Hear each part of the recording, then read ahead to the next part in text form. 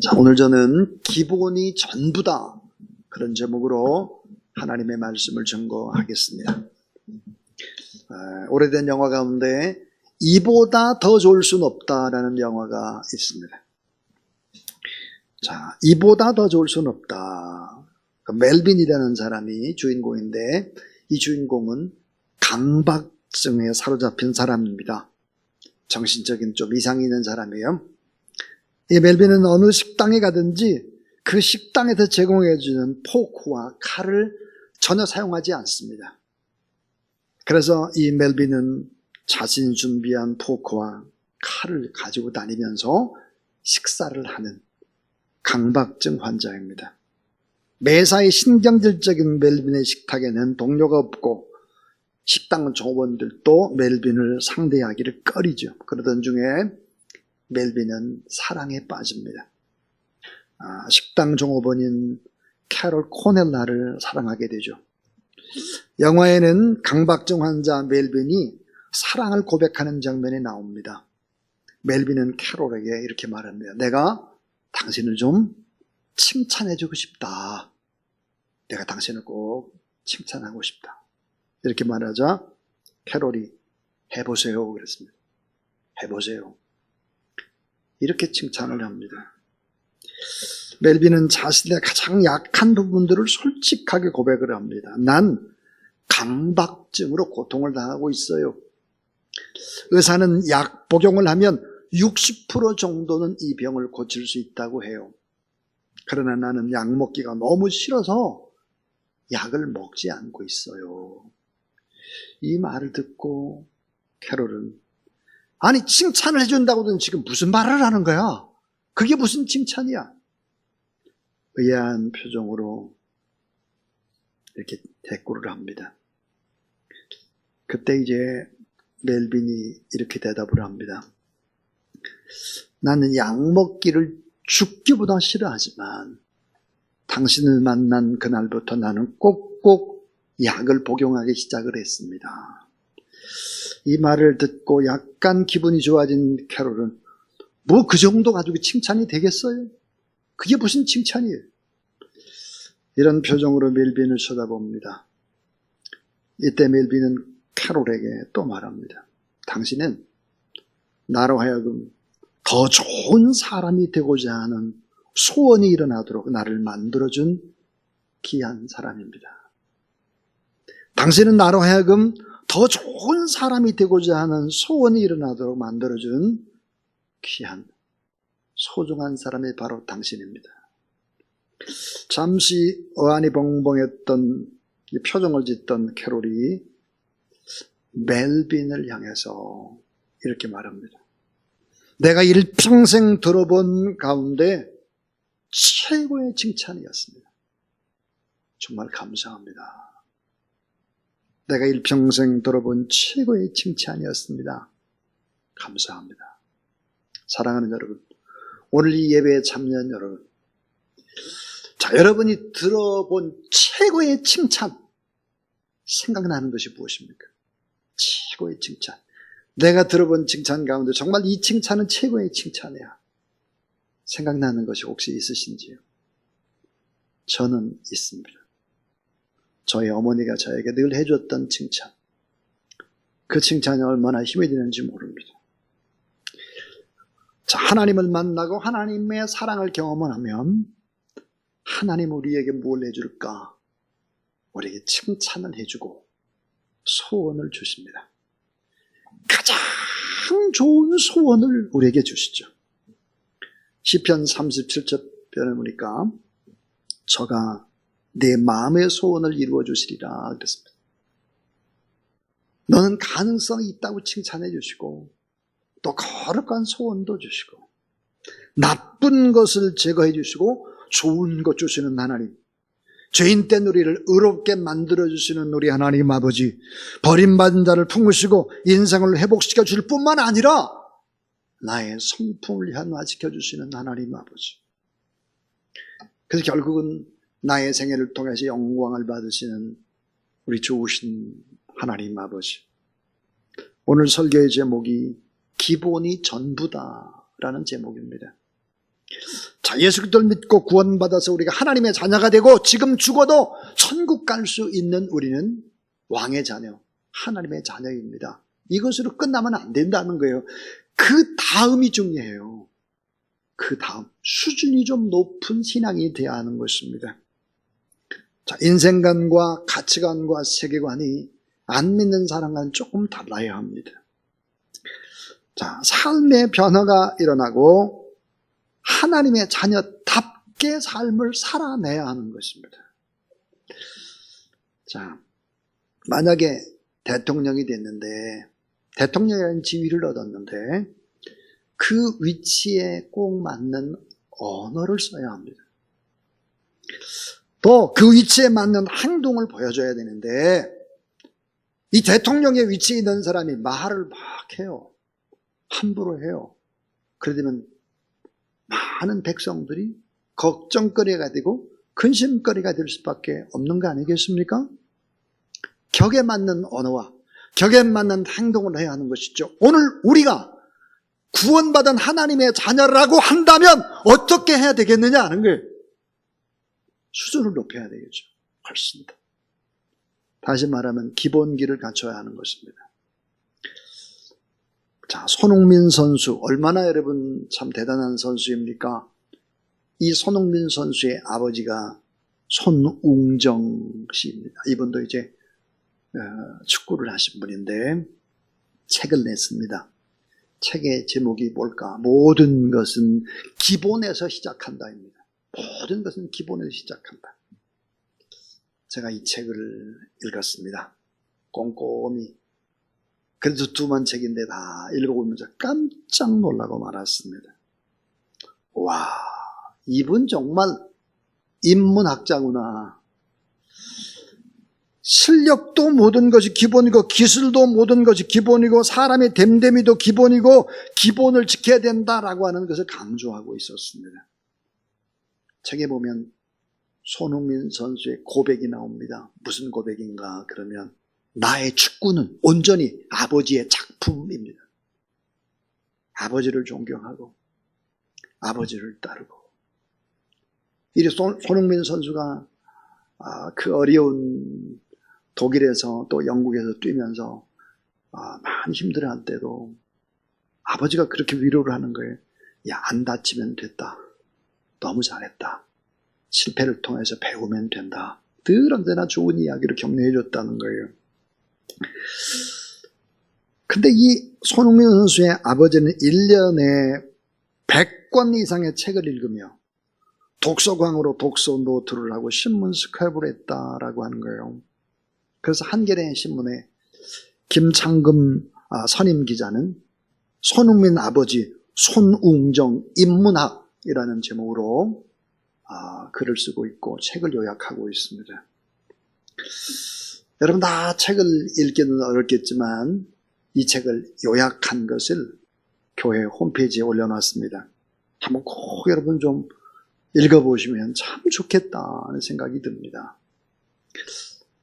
여러분 훌륭한 자녀 손흥민 선수 그 아버지 그 아버지는 참 기본이 모든 것들을 전부라는 것을 아신 분이었습니다.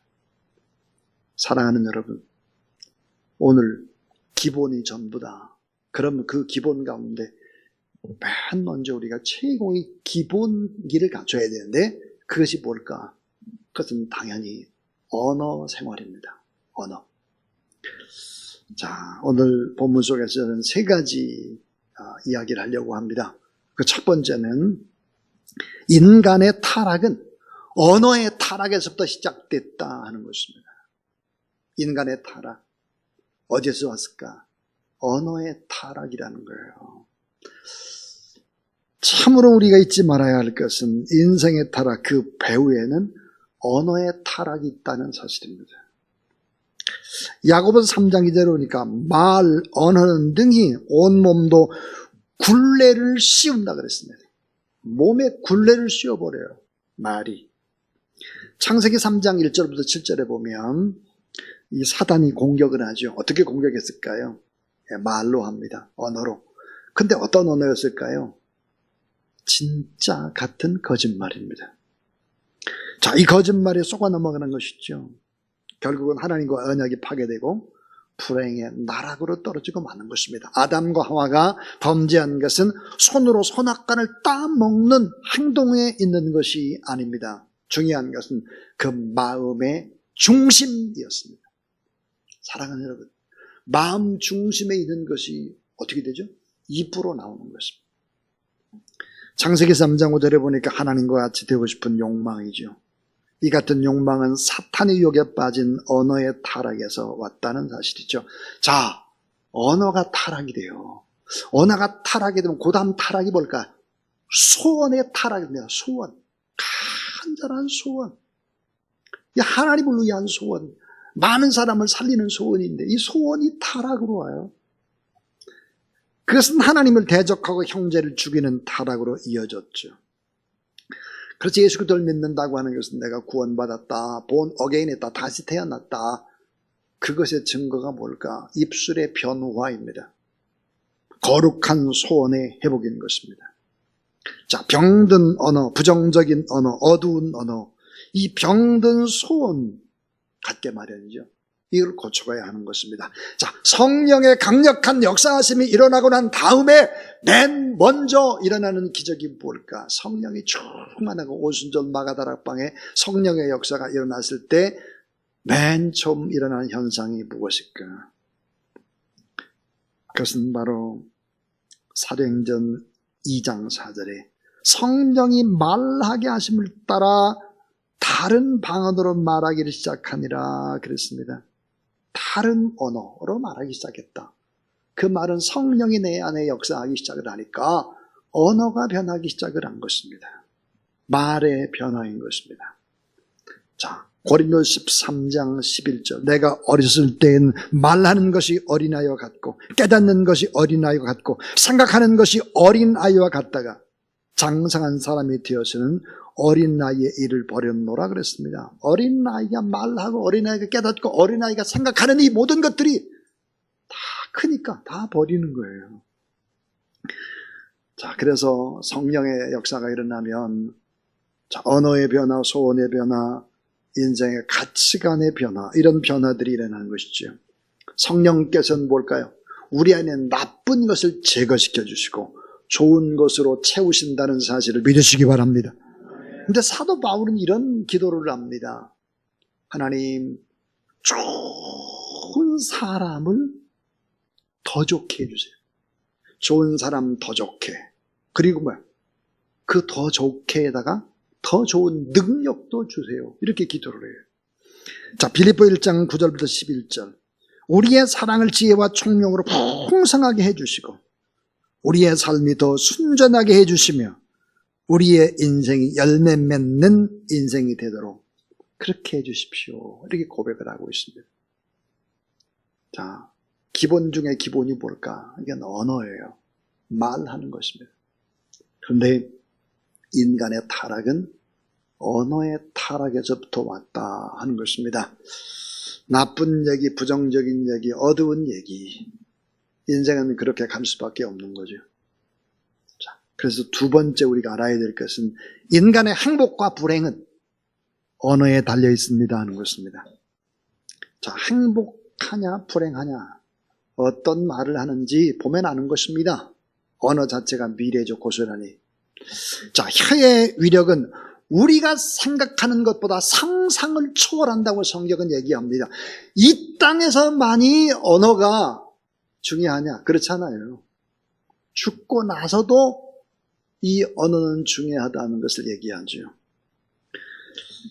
야고보서 이 3장 5절 6절에 보니까 이 언어라고 하는 것은 작은 불씨다 그러죠. 작은 불씨. 근데 그 위력은 어떨까? 산을 태운다 그랬어요. 나무를 다 태운다. 야고보 3장 5절 이와 같이 혀는 작은 지체로 돼 큰 것을 자랑하도록 보라. 얼마나 작은 불이 얼마나 많은 나무를 태우는가 우리는 보았습니다. 경상북도 울진에서도 시작한 그 불꽃이 엄청난 수백 년 된 나무를 다 태우고 그것이 강원도까지 번져가는 것을 보았습니다. 그 위력, 자, 수백 년 된 나무도 태우고 동물도 태우고 생태계도 다 파괴가 됩니다. 작은 불씨 때문이죠.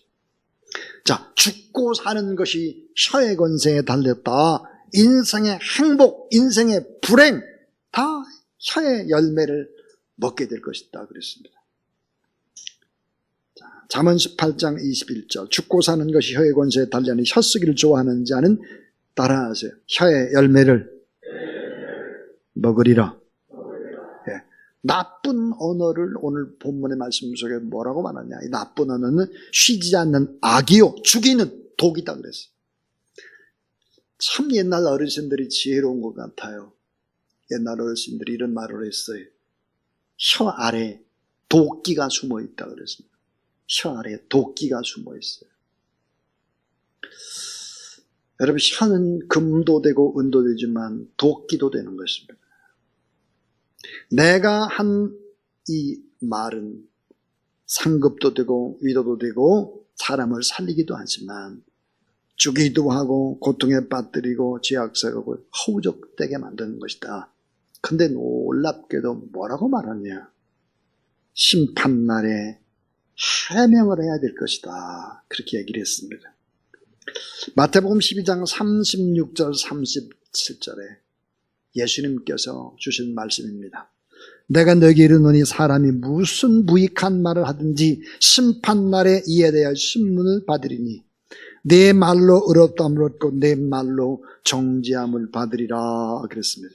그런데 이 공동번역을 보니까요 으시시해요. 똑같은 본문인데 공동번역은 이렇게 번역을 하고 있습니다. 잘 들어라. 심판날이 오면 자기가 찌꺼린 터무니없는 말을 낱낱이 해명하게 될 것이다. 내가 한 말에 따라서 너는 옳은 사람으로 인정받게도 되고 죄인으로 판결받게도 될 것이다. 찌꺼린 터무니없는 말을 하겠습니다. 전 공동번역을 보면서 그런 생각이, 어떻게 번역을 이렇게 험악하게 했을까? 찌꺼린 터무니없는 말, 낱낱이 해명해야 된다. 뭐예요? 죽어서도 하나님 앞에 심판받게 될 때 이거 다 해명해야 된다는 게. 저는 설교를 시작한 것이 1985년도니까요. 따져보니까 37년이 됐습니다. 37년. 근데 37년 동안 원고 없이 설교를 해본 적이 없어요. 늘 원고를 씁니다. 왜 원고를 쓸까? 말의 실수를 줄이기 위해서입니다. 여러분, 제가 이 원고를 다 썼어요. 지금 이런 얘기도 원고에 다 있는 얘기예요. 다 썼어요.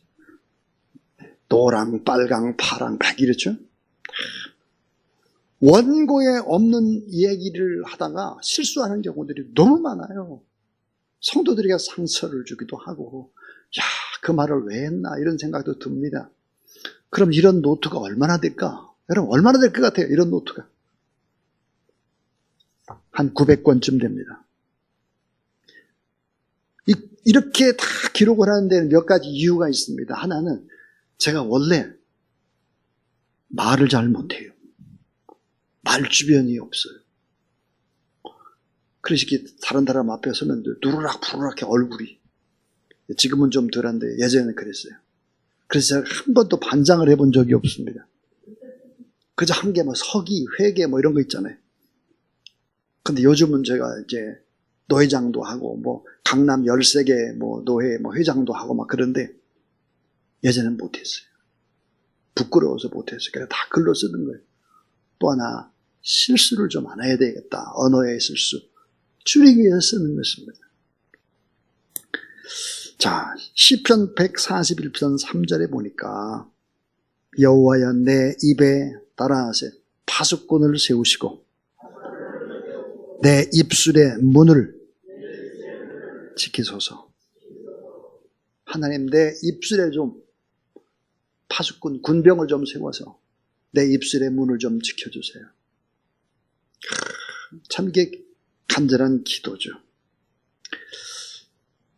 여러분, 오늘 주보를 한번 보시면 칼럼이 있습니다. 다 다시 기러기처럼 그런 칼럼인데요. 여기 보면 중간에 기러기 떼가 이렇게 날아가는 그 그림입니다. 근데 사실 이게 그림이 아니라 정확히 말하면 사진이죠. 제가 한번 읽어보겠습니다. 기러기는 아름다운 비행을 한다. 과학자들은 기러기 떼가 V자로 대열을 지어 이동하는 이유는 시간과 에너지의 최적화 때문이라고 설명한다.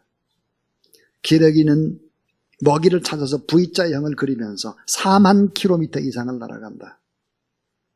길고 긴 거리를 비상하는 데는 원칙이 숨어 있다고 한다. 가장 앞에 날아가는 리더 기러기의 힘찬 날갯짓이 상승 기류를 보니까 양자, 력자라고 하더래요. 상승 기류를 일으켜 뒤따라오는 동료 기러기가 혼자 날 때보다 71% 쉽게 날아갈 수 있도록 도와준다. 이것은 팀워크의 기적이다.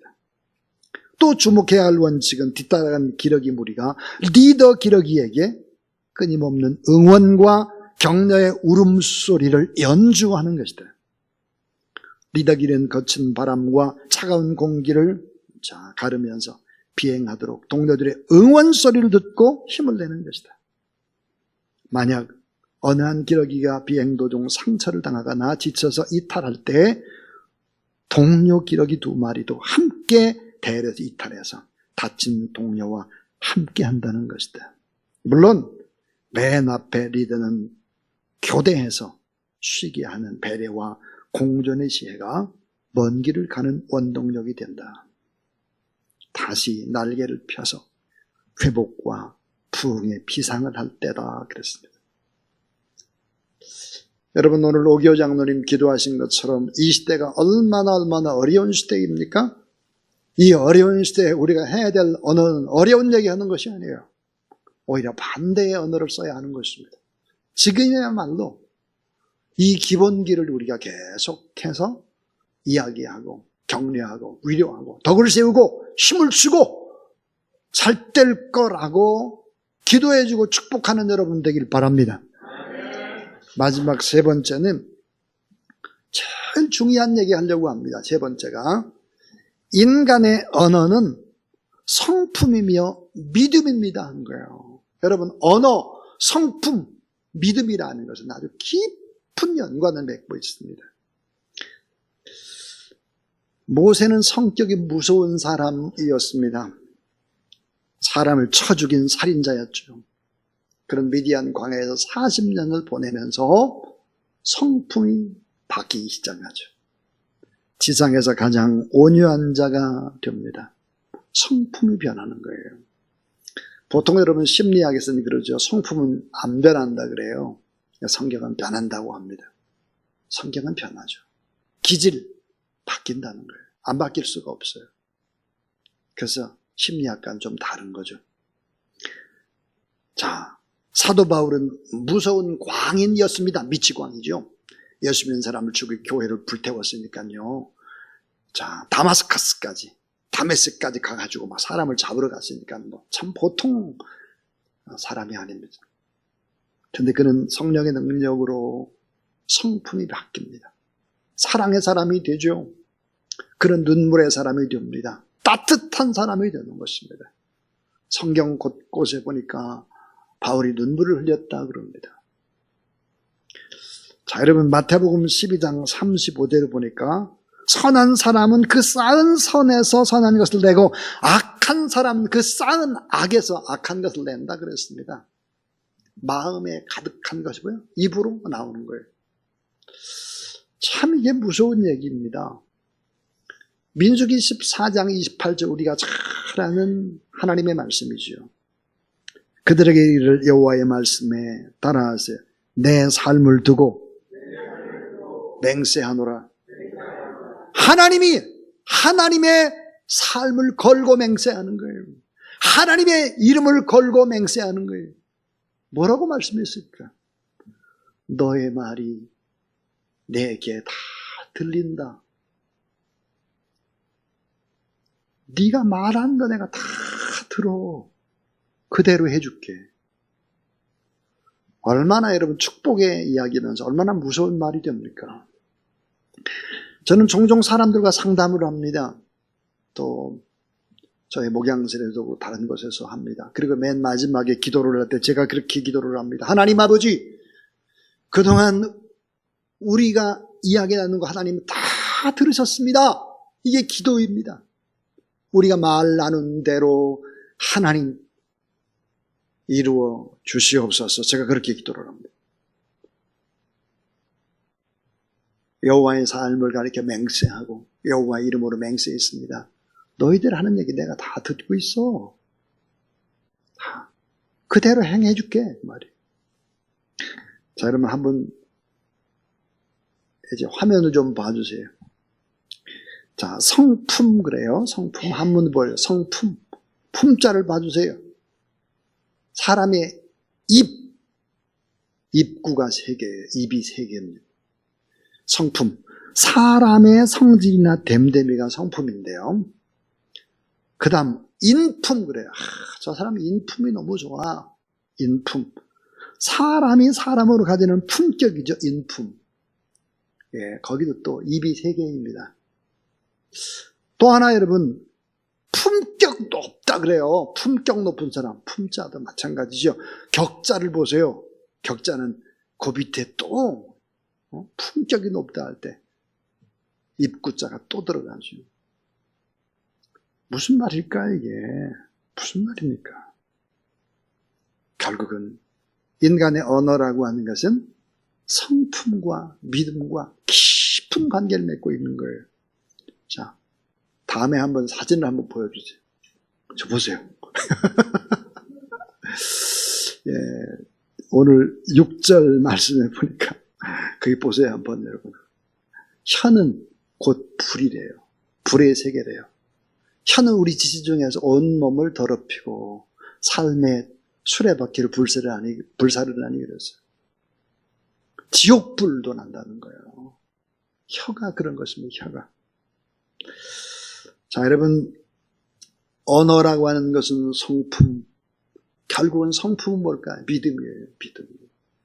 믿음 생활 잘했다 그 말은 정말 성품이 길들여지다 그 말이에요. 그건 언어예요. 언어. 깊은 관계를 맺고 있죠. 자, 이 언어 얘기할 때 제가 종종 인용을 하는 학자가 있죠. 독일의 실존주의 철학자 하이데거입니다. 하이데거는 이렇게 말했어요. 언어는 인간 존재의 집이다 그랬어요. 인간 존재의 집이다. 말하는 것을 보면 그 사람의 존재가 어떤 집에서 어떻게 사는지를 아는 거예요. 인간 존재의 집이 말이니까요. 언어이니까 그렇습니다. 말하는 것을 보면 미래가 보입니다. 말하는 것은 곧 기도이기 때문입니다. 말하는 것은 하나님이 다 들으시는 것이죠. 말하는 것의 열매를 먹게 되기 때문입니다. 자, 이제 저는 설교를 마치면서 우리 모두에게 해당되는 얘기를 하나 하려고 합니다. 자, 이 말이 나오면 우리는 꼭 중단해야 돼요. 말을 하지 말아야 합니다. 이 말을 하면 안 된다 그 말이죠. 어떤 말이냐? 사람들과 대화 속에서 이렇게 얘기를 해요. 자, 상대방한테 기분 나쁘게 생각하지 말고 잘 들어봐. 이렇게. 아니, 기분 나쁠 얘기 왜 하려고 그래요? 또 이렇게 말해. 섭섭하게 생각하지 말고 나니까 하는 말이야 그래요. 그 섭섭하게 할 걸 왜 말을 하죠? 또 이렇게 말해. 너 잘 때라고 해주는 말이야. 네, 자녀들한테 그래요. 또 이래요. 누구에도 할 수 없는 말인데 너한테만 솔직히 말할게. 이런 거죠. 이런 거 하면 그 다음 말을 하면 안 되는 거예요. 딱 실수하는 거죠. 언어가 건강하고 밝고 소망차고 긍정적이어야 된다. 수준 높은 사람, 정말 기본 중에 기본은 뭘까 하는 거예요. 오늘 우리 주사랑교회 모든 성도들의 목표가 있습니다. 그 목표가 뭘까요? 따라하세요. 언어가 변했네. 말이 변했네. 말이 바뀌었다고, 언어가 바뀌었다고, 이런 얘기를 해야 되는 거죠. 그럼 여러분, 마음에 가득한 것이 입으로 나온다고 그랬어요. 그 마음에 가득한 것. 그래서 생각은 하는데, 생각을 하면 마음에 가득 쌓여요. 입으로 튀어나와요. 그렇다면 우리가 입술이 변화되려면 어떻게 해야 될까요? 한 거예요. 그것은 진리이신 하나님의 말씀을 묵상해서 내 마음에 저축하는 것이죠. 하나님의 말씀을 묵상합니다. 또 성경을 암송하는 거예요. 또 성경을 필사하는 것입니다. 성경을 필사. 또 하나 좋은 방법이 있어요. 설교를 다시 한번 듣는 거예요. 설교를. 자, 언어가 중요합니다. 이 시대 지금 얼마나 어렵습니까? 그러나 우리는 알아야 될 것이 있어요.